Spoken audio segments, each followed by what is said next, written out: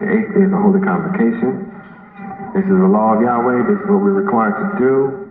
We're doing it. And as we keep these feasts, you see that we're blessed.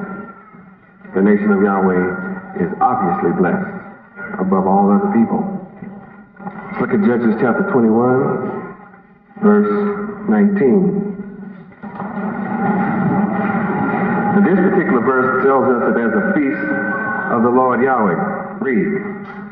Then they said, Behold, there is a feast of the Lord Yahweh in Shiloh, yearly and a... Praise Yahweh. The point is, this is whose feast? Yahweh's feast. This is a feast of Yahweh. Now, what identifies us as the people is the fact that we keep it. What identifies the fact that those who claim our culture and claim our history are not keeping it. Especially when they keep it according to the moon Sabbath as opposed to solar time. Those who claim our history, those who claim our culture, do not keep the high holy days as ordered by the Torah. They go by the moon. And Yahweh told us we are to reckon time according to the sun. And that carries a spiritual significance, because when you study the sun, you will also find that it's not just S-U-N, but S-O-N. If you didn't understand that tonight, you were being told. S-U-N is just a symbol of the S-O-N. And when you are unable to look straight into the sun, light rays, the physical sun, neither can you look straight at me. I'm too bright for you too.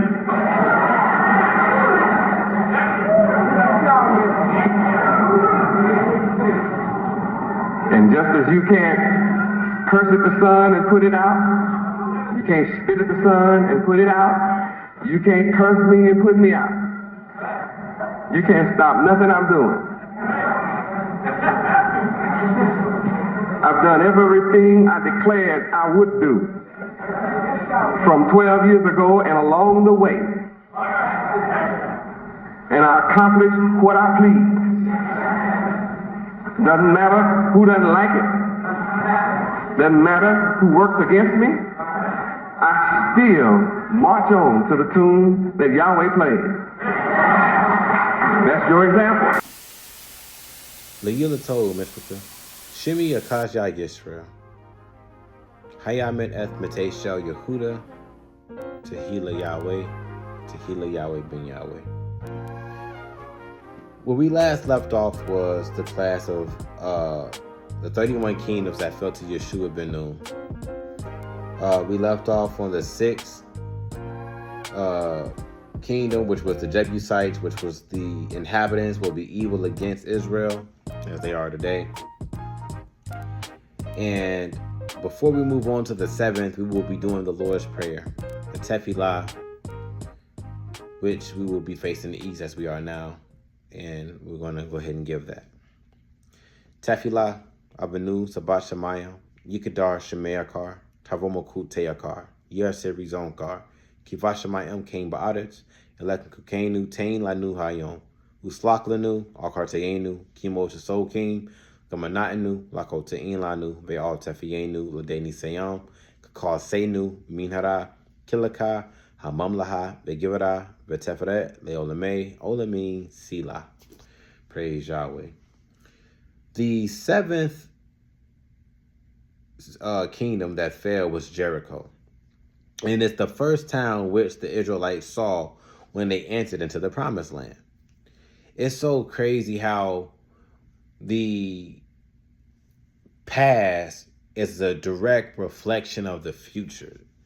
The connection, it was literal then, but it's figurative now. It's so crazy how it translates itself moving forward, where it's the same situation, but it's in a different category, right?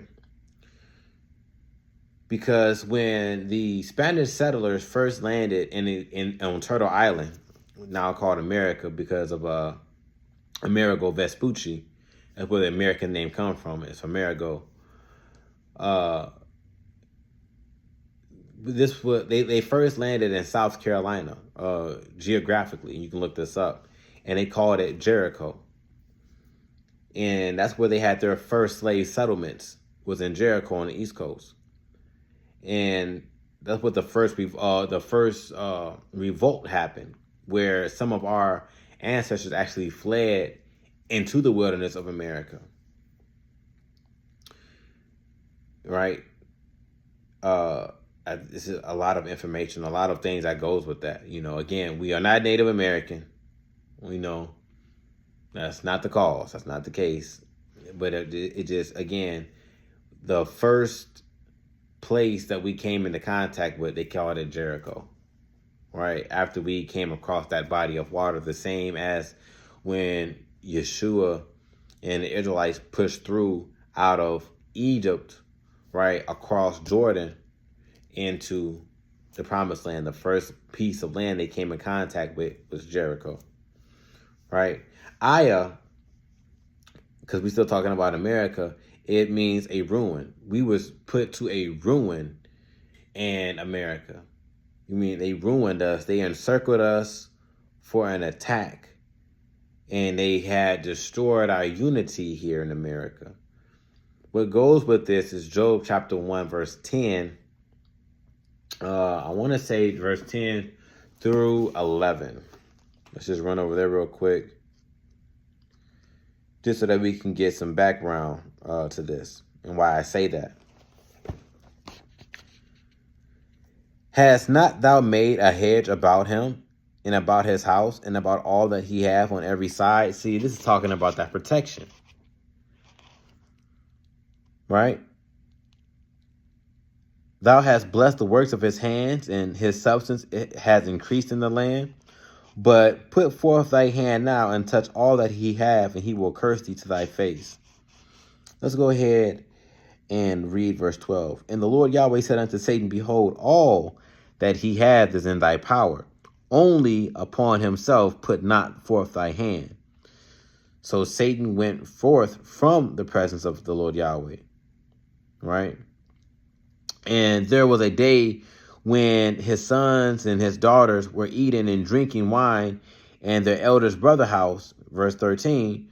Verse 14 says, And it came a messenger unto Job and said that the oxen were plowing and the asses feeding beside them, and the sawbeans fell upon them and took them away.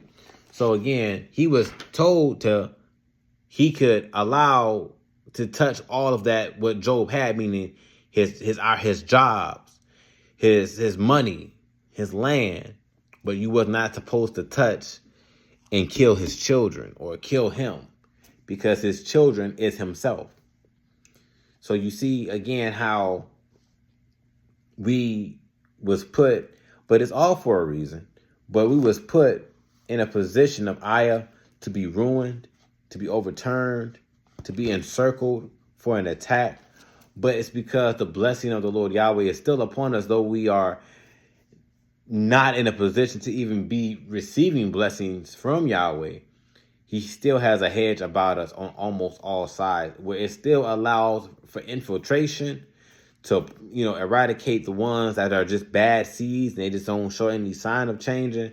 But they're not allowed to just totally wipe us out, right? There's a reason for it. And as we march on through the word, we'll find out. I promise you. The ninth kingdom was Bethel, and that means the house of God, the court of God, the family of God, the dungeon of God, the great as wood contain of hangings, inward prisons, and steward and temple. Now the house is a household or a family, including ancestors and descendants. Court is a formal assembly held by a sovereign, which is the residence, of a sovereign or other high dignitary palaces. The dungeon is a strong, dark prison or cell, usually underground in the keep or the stronghold of a castle. Right? Again, a positive and a negative there. Great is the high rank or the social standing of noble character. Great thoughts. Contain is to be capable of being held or have the capacity for. Inward is towards the inside, interior, or the center as a place, space, or body, into or towards the mind or soul of being mental or spiritual. Wow. And then prison is any place of confinement or involuntary restraint. Meaning America is like a prison that's disguised as a land of opportunity. But we all have an opportunity to be controlled in America. We all have an opportunity to be poor in America. We all definitely have the opportunity to be tricked in America. They always say the land of the free, but what are you free from? What are you free from? Because from what the politicians and people of high-ranking offices do, they all set laws for their so-called citizens, but they're the ones breaking the laws, and then they give themselves diplomatic immunity. So it's a do as I say, not as I do. You allowed to be free and do whatever you want until you get caught. And when you get caught, now you got to face these consequences. You should have been more slick, buddy. Right? That's the mindset of America. That's why I call it a living the dream. Well, if you dream, that means you sleep. I've never seen a person dream and be awake. Even if you daydreaming, you're not paying attention. You lost in thought. You just off. You just staring. You're not even paying attention. So it's something that, again, to think about. The 10th kingdom to fall where people were being in Jerusalem, which is to flow as water, trans, to lay or to throw an arrow or to point out, as well as to teach. It's to be like an archer and cast and direct the minds and inform the people and instruct them of how to become raised up. Is to make you a teacher, as well as to show something, give examples, exhibit it, exhibit why they should, exhibit, why it's a must, right? And you have to do this in a friendly manner. You have to be able to make amends that, okay, I'm in this position, but I can get out if I change my life. I can get out if I follow what Yahweh is saying to follow, right? Because Yahweh tells us in the book of Leviticus, chapter 26, right, verse 1 through 18, all the good things he'll do for us.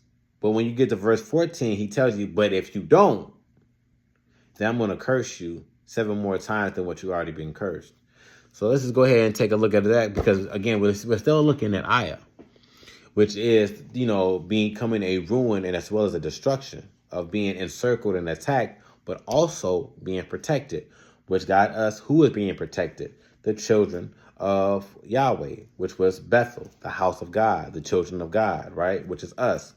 And that got us to Jerusalem, which is, us who do these exploits, trying to cast out and throw arrows of knowledge at you to instruct you and to show you how to obtain wisdom, knowledge, and understanding so that we can begin to become reunified and become one again.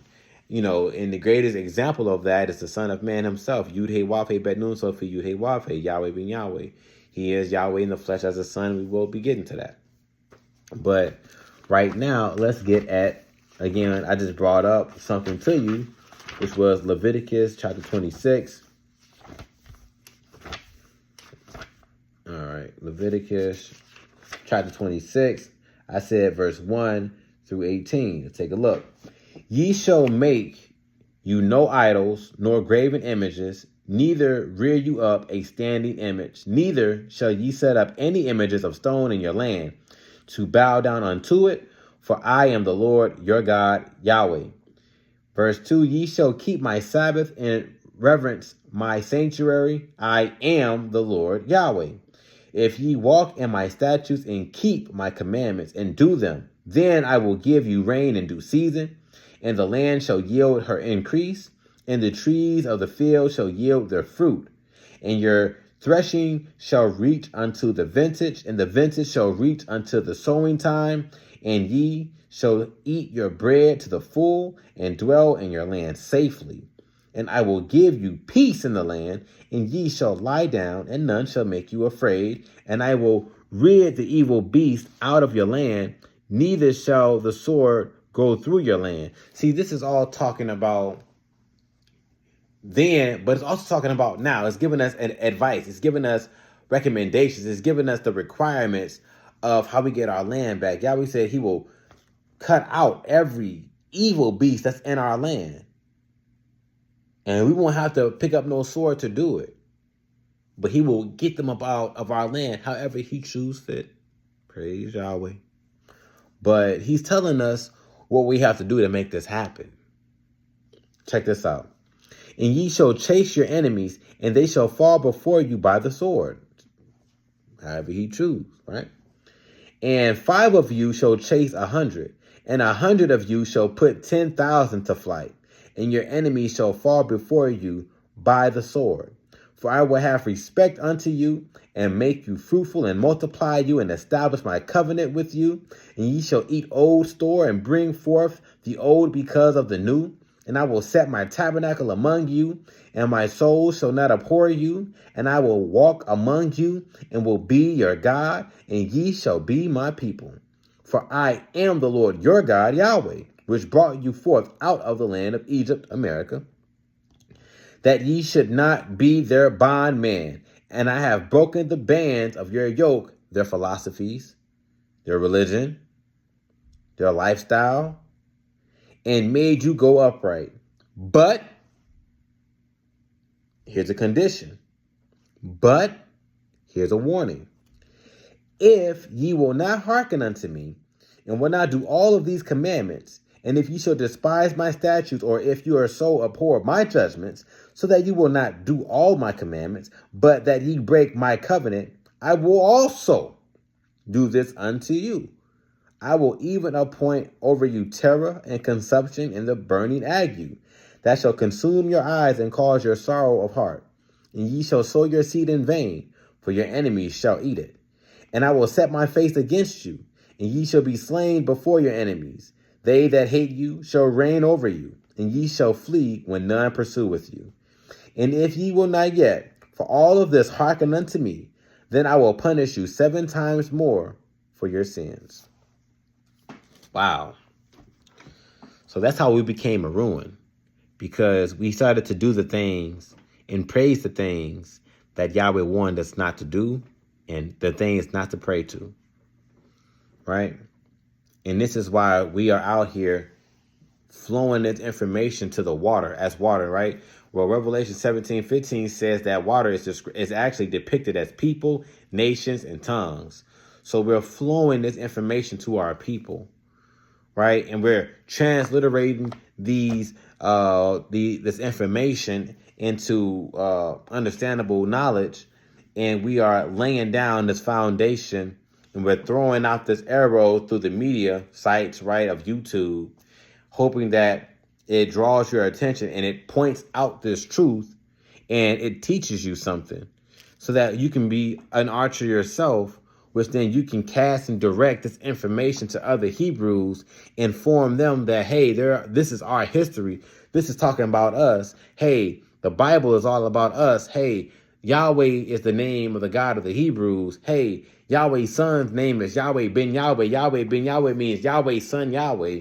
And no one else is coming because Yahweh came for us. When you look up Wav in the classical Hebrew, which means the original, Wav is pronounced Wav. It's not pronounced nothing else. The V and the U came in modern times, so it can't be Jehovah. It can't be Yahuwah. It can't be Yahuwah Washi. It can't be Yahuwah Washi Asher, Yahuwah Washi, none of that.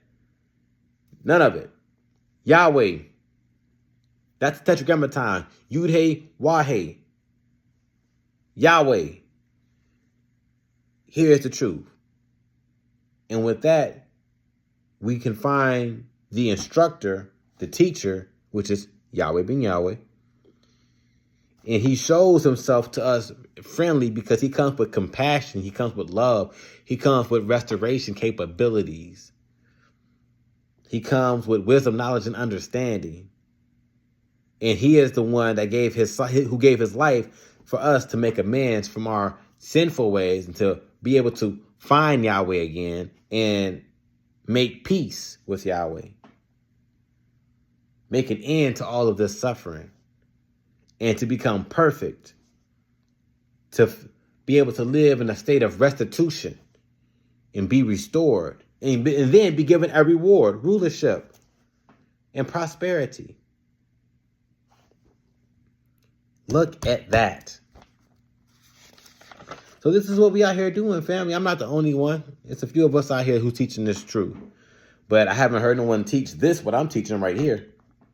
You know, breaking down these kingdoms. You know, but this is what we doing. I haven't taught some things that some brothers taught, and I'm like, man, that's good. That's smart. So it happens, you know. Yahweh shows them certain things. He shows me some things. He shows someone else some things. So when we all go around and we watch each other videos, we're all learning things that we haven't come across yet, or we haven't found an answer to yet that they may have found. And it just revolves because that's how knowledge goes. Knowledge is like Jacob's ladder, right? Jacob's ladder is like this, right? We all know what a ladder looks like, right?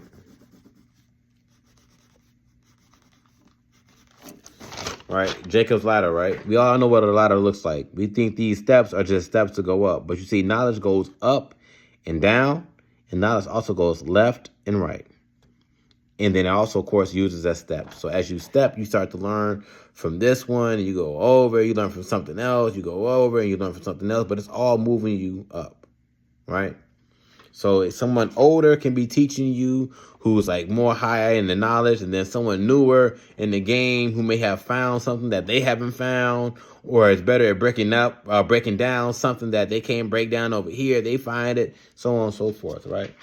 Knowledge is like a ladder. You learn so that you can ascend and descend, grab somebody from below, help them ascend, and then they can go down, you know, reach one, teach one, reach one, teach one, each one. Praise Yahweh, right? Now, the 11th city is Hebron. Now, this is getting deep right here. We're going to pause it right here. Hebron is the seat of association. It is a society, also a spell. It's someone who can be a charmer. Very charming. Someone who has companies. Someone whose company can pass forth enchantments. And they're wide, meaning they are everywhere. And they encourage you to join and be compactful and coupled together. And they have fellowships with heaps of leagues. Now, seat is a place in which something occurs or is established. It's a place in which administrative powers is centered. When you look at the synonyms for it, it tells you it's legislative, senatorial, synodic, congressional, parliamentary, bureaucratic, executive, and association. An association is an organization of people with a common purpose, having a formal structure. The connection, relationships. The confederation, Congress, syndicates, sodality, alliance, and guild all come from this association. Wow. Look at that. A society is an organized group of persons associated together for religious benevolence of cultural, scientific, and political, patriotical, or other purposes. So they set up in societies religion, things that they say is supposed to keep the people together, actually called separation. Because they're hiding the truth. They're trying to make themselves be like the Most High. instead of teaching you. Why? Because if they teach you who the Most High is, then they have to teach you who his children are. And they can't do that because they didn't told Yahweh's children that Yahweh's children look like some other people. And they have been painting Yahweh and the prophets to look like another people. So if they were to tell you about who Yahweh was and is, and who his people was and is, and why they did these things to his people and to God Yahweh, then they know that they would lose their power. So this association came to the round table with the administrative facilities and the powers that are centered and said, hey, we have to set up a society, a guild, a secret organization that has the parliament, the bureaucrats, the Congress, the senatorial, legislative, that's all power. That's laws. And we have to write ourselves in these positions, and we have to separate the people, because if they unite, they'll outpower us. But if we separate the people, then we keep them running in this mouse maze, right? So that's what they did, and that's what really Psalms 83, 1-5 was about, right? This seat of administrative powers that are centered are snakes, and they can only lift up the head and strike your mind by, sitting still, setting up a seat. When you in the seat, you sitting still. This is a seat. I'm not moving. I'm planted, right? And then they strike your mind like a snake, and they put in your mind fellowship. Help us build the American dream, industrialize. Enjoy the rich culture of America's Independence Day. Come down and spend your money and blow up firecrackers, though you was enslaved when we did that number with Britain. Oh, come and celebrate Valentine's Day. Don't worry about the massacre that happened on that day. Just buy your wife some flowers. Go to Jared. Hey, go buy you some eggs and paint it, and then hide it from yourself. And say Easter, and say and depict a rabbit laying eggs. Rabbits don't lay eggs. Hey, we're not done making you become idolized and idols yet. Go buy your mother a card and call it Mother's Day. God wouldn't mind. Really? Hey, we're going to really let you know what we're really about. Halloween. Dress up as your favorite demonic massacred killer and say trick or treat. But you put in God we trust. Which God? The seat of administrative prove that it's Satan ruling that seat. My wife, she asked, why do they always show an apple for teachers, to represent teachers? I said, that's easy. I said, the apple represents the philosophy of Satan from the tree of good and evil. That's why they depict it as an apple. But I said, we can't be foolish to think that an apple is a real cause of a fall of a people. I said, it's just symbolic. I said, because it's the philosophy. I said, how many apples have we eaten? Did a green granny apple teach you mechanics? And did a red candy apple teach you rocket science? No. But you see, the tree represents, again, a skill tree. What's a skill tree? It's philosophy, it's knowledge, it's experience. So that's what it represents. And America's philosophy and educational system is all demonic. Why is it demonic? They teach you to praise holidays that are not set by God, and they keep God out the school, and then they want to teach you that you came from some monkey. But why is monkey still not having people? Got to be an accident sometime. And how can a Big Bang create everything and make it organized from chaotic to organized, and say before the Big Bang there was nothing but heat in space? But heat is something. Something needs to produce heat. That's why you can have the absence of heat, which is cold. So something had to produce the heat.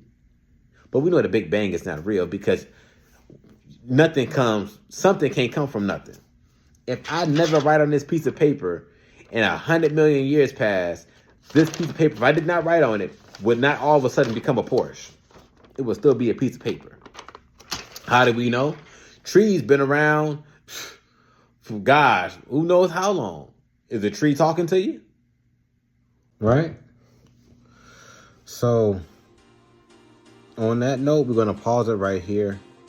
I pray that this class, again, is educational. And, of course, this is, information for you to add to anything that you may have discovered and found to help put the pieces together. Please share your thoughts with me in the comments. Knowledge is a two-edged sword. So I'm interested to see what you can discover, or things or topics that may connect with these kingdoms that we have found.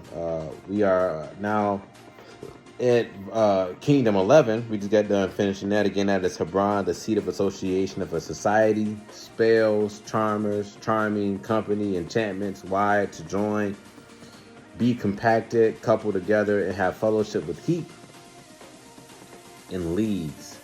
We are not done with the definitions for a seat. We will be chiming back in on that on the next one. But I pray that you all have a wonderful evening. Again, hey, the Day of Atonement is coming up on the 22nd of this month. But for us, it will be the 10th day. I pray that you atone Monday evening to Tuesday evening. I'm going to be starting my atonement a day earlier than that. So I want to go for 2 days, or 2.5 days, really, from Sunday evening to the 11th day, or to Tuesday night. On our solar calendar, it's going to be, the 9th to the end of the 10th. It'll be 2 days for me, because I want to atone. I'm not perfect yet. I'm striving to be it. And I know that I have what it takes. I just have to really, apply studying, apply the things that Yahweh Ben Yahweh taught, and leave the American mindset all the way alone. And I'm going to do that. That's my next goal. For just personal stuff. I ain't no smoker, no drinker, ain't no stuff like that, because that's just a little bit extreme. But it's just personal things that I need to let go, and it's things that we all need to let go, right? So I pray that when you atone, that you open up to Yahweh and Yahweh Ben Yahweh's name, and you let that stuff off your chest, whatever it is, and you pray and you ask Yahweh to put that hedge back around you. And you set up personal goals, small goals, easy goals, to have discipline, to start to build up through training. And through that training, you will begin to expect a particular behavior to start developing, right? Because you'll be practicing a controlled behavior, which is the direct result from your disciplinary actions, right? And that training is something that you have to direct your mind, aim your intentions, and use repetitive nature, because repetition is the motherhood of any trait, or helping you maintain any skill. And you have to be systematic with it, which is the constitution process of completing a task with a step-by-step procedure and doing it orderly, meaning in a peaceful manner. And the step-by-step is it allows you to keep up with your small time goals, which leads you to the the medium time goal and the big time goal, which is salvation, right? So I pray that, as many of us can, really, really, really atone. And after you atone, try your hardest not to return to the repugnant nature of America. We must exit America first, spiritually and mentally, before Yahweh will allow us to exodus physically. Praise Yahweh.